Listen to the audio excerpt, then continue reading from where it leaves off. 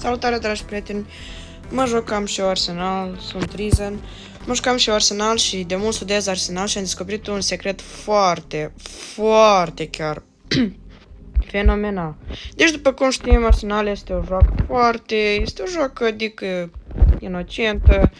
Te mă joci tu pe ea, mai întâlnești tu hacker. Dar în videoclipul de astăzi vă voi arăta un secret foarte important despre cuțite. No, but really, this bread's actually pretty good. Ce? Oh, bro, ești 101 level.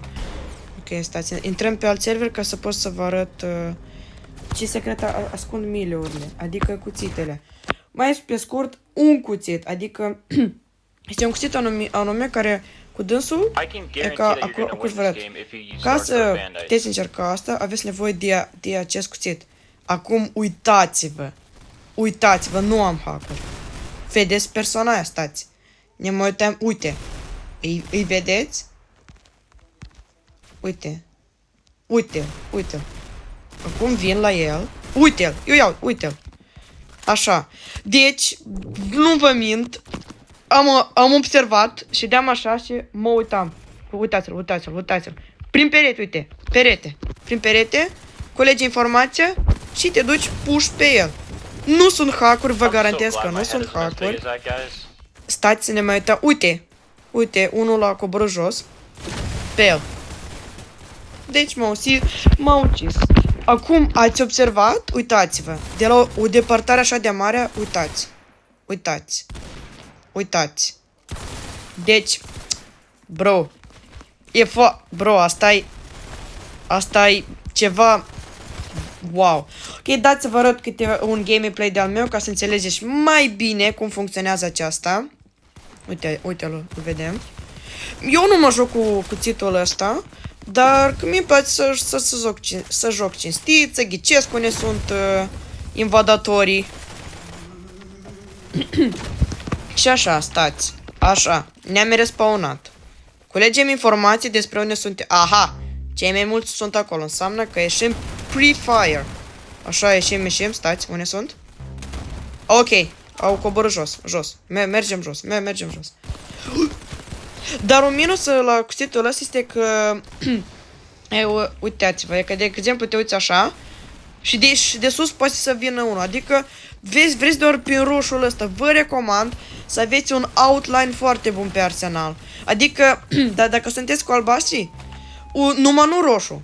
Dacă, de exemplu, dacă ești cu roșii, cu cei roșii, păi când o să te uiți prin sabia asta, nu o să-i vezi. Uitați, țineți minte, dați un like și un subscribe pentru mai multe secrete. Vă spun că am descoperit mai multe, în general pe Arsenal. Dați un like și un subscribe la videoclip. Abonați-vă la mine pe canal. Eu o să revin cu mai multe informații și știri șocante. Așa, începem. Deci, e obligatoriu să ai outline-urile pornite, că dacă vrei să vezi, uitați. Îi vedem. Acum vedem, uite-l. Nu, ce prost sunt. Așa. Go home, little boy. Așa. Stați, unde este? Nu e, ok. Uite-l. Gata, este. Ieșim pre-fire pe ăsta. Pre-fire. Mamă, prost sunt.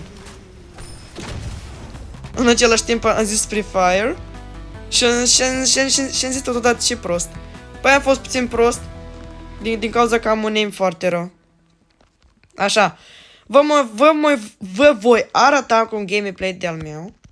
Așa. Uitați. Se vede totul.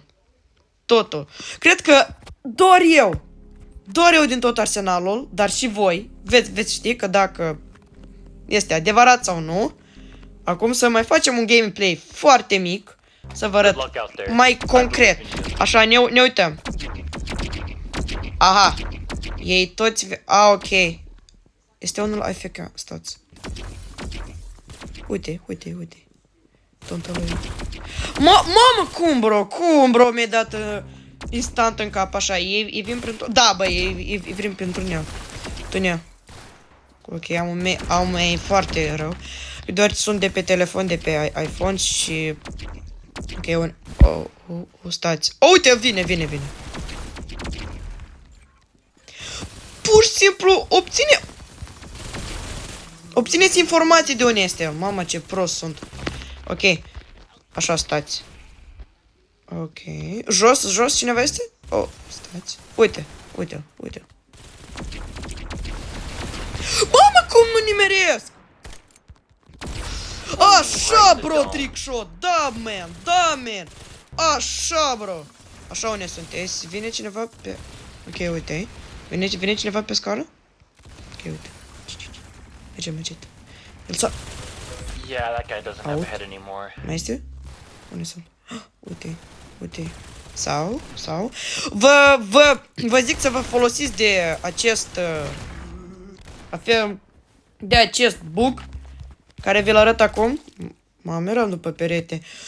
Și deoarece ăștia care au făcut arsenalul adică vor rezolva bugul ăsta. Mai precis spus. Hai mai la... Așa. Psych. Yeah, you need to quit Așa, aimbot. bro! Este cine...